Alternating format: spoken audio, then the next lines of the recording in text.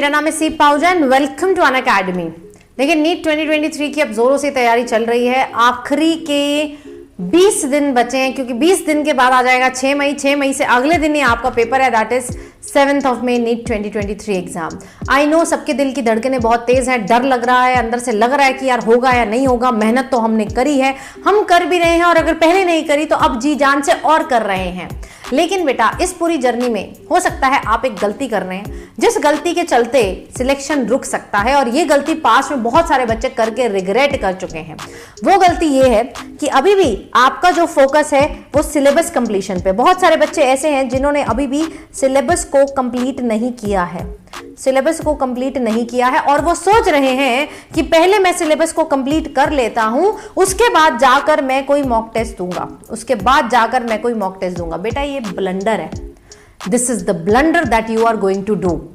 आपका सिलेबस चाहे हुआ है चाहे नहीं हुआ है, आपको मॉक टेस्ट तो लिखने ही लिखने हैं, बस frequency of mock taste different हो जाएगी। जैसे मैं यहां पर एग्जांपल लेके बताऊं, जिन बच्चों का सिलेबस 80% से ज्यादा हो चुका है, मोर देन 80% जिनका हो चुका है, वो बच्चे तो हफ्ते में कम से कम 3 मॉक टेस्ट तो दे ही दे।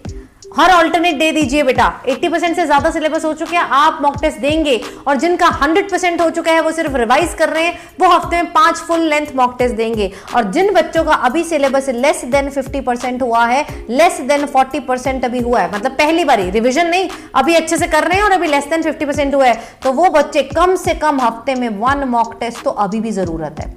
1 मॉक टेस्ट 2 दीजिए, लेकिन अगर 2 नहीं मैनेज हो पा रहे 1 जरूर दीजिए, क्योंकि मॉक टेस्ट में देखो सिलेबस तो तुम्हें तब तक लगेगा, 7 मई तक तुम्हें लगेगा मेरा सिलेबस नहीं हुआ है, लेकिन मॉक टेस्ट देके क्या पता चलता है, आपको उसी सिलेबस के इंपॉर्टेंट पॉइंट्स पता चलते हैं, क्योंकि जो मॉक टेस्ट आप देंगे उसमें आपके most expected question, most expected topics होते हैं और सारे PYQs होते हैं। तो जिन बच्चों का सिलेबस बेटा 50% से कम है, 40% से कम है, वो बच्चे अपना मॉक टेस्ट 1 जरूर दे, और एक ऐसा मॉक टेस्ट दे जिसमें आपको most probable, most expected question मिल जाए। और उस मॉक टेस्ट में तुम्हारे पास सबसे अच्छी चीज क्या आ रही है? सबसे अच्छी चीज आ रही है बेटा all India mock test, AIMT।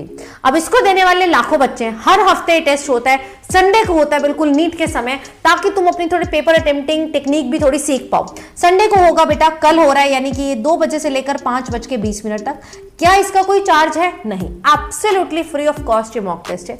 ये मॉक टेस्ट का लिंक मैं डलवा दे रही हूँ डिस्क्रिप्शन में। तो चाहे आप बेटा लेस देन 80% की कैटेगरी में आते हैं, 100% की कैटेगरी में आते हैं, लेस देन 40%, 50% की कैटेगरी में आते हैं, आपके पूरे हफ्ते में ऑल इंडिया मॉक टेस्ट होना बहुत ज्यादा जरूरी है। इसके बिना सिलेक्शन नहीं होगा। सिर्फ पढ़ पढ़ के पेपर देना ही नहीं सीखोगे, पढ़ पढ़ के इंपॉर्टेंट पॉइंट से मिस कर जा रहे हो। जो बच्चा बहुत सारे मॉक टेस्ट देता है ना बेटा, उसको पता होता है कि यार क्या इंपॉर्टेंट है इस चैप्टर में से। मैं आप में से अगर पिछले 3 मॉक टेस्ट किसी ने दिए ऑल इंडिया मॉक टेस्ट, तो उस बच्चे को अगर आज मैं पूछूंगी एवोल्यूशन में से कौन से 3 टॉपिक है जिसमें सवाल आया, वो लिख के दे देगा यार, क्योंकि उसे पता है ये चीज रिपीट होती है। अब जो चीज उसे पता चल के रिपीट होती है, वो 7 मई से पहले उसको दोबारा करके जाएगा, पक्का करके जाएगा, क्योंकि हाई चांसेस है कि यहीं से पेपर आपका बनेगा, इन टॉपिक्स में से पेपर आपका बनेगा। देखो याद रखना, क्वेश्चन कभी नया नहीं बनता, NCERT नहीं थोड़ा उठ के आ जाएगी, क्वेश्चन नया नहीं बनता, क्वेश्चन आर जस्ट रिक्रिएटेड। एक वे में पूछ लिया इस साल, अगले वे में पूछ लेंगे किसी और तरीके से, है ना। तो क्वेश्चन वही रहते हैं, टॉपिक्स वही रहते हैं, आपको बस इंपॉर्टेंट टॉपिक्स पहचानने हैं, और उसका बेहतरीन वे और कोई नहीं हो सकता, मॉक टेस्ट ही हो सकता। तो लिंक डिस्क्रिप्शन में है, सब बच्चे मुझे कमेंट से बताएंगे आपने उसमें एनरोल किया या नहीं किया। एनरोल करने के लिए बस एक कोड तुमसे मांगेगा, कोड तुम डाल देना सीप लाइव। फ्री मॉक टेस्ट है, जस्ट एनरोल करना है। क्या डालना है? कोड डालना है सीप लाइव। और सब बच्चे मुझे अपना रिजल्ट भी बता के जाएंगे, और मुझे अपने पिछले मॉक टेस्ट में नंबर भी बता के जाओ। नाम अपना हाइड कर लो, लेकिन कमेंट्स में नंबर बता के जाओ। ऑल इंडिया मॉक टेस्ट 1 में कितने थे, 2 में कितने थे, 3 में कितने थे। I want to see the improvement. Improvement है तो बहुत अच्छी बात है, कम हो रहे हैं तो और अच्छी बात है कि वो यहां पर कम हो रहे हैं। एक्चुअल एग्जाम में तुम्हारे साथ ऐसा नहीं हो रहा।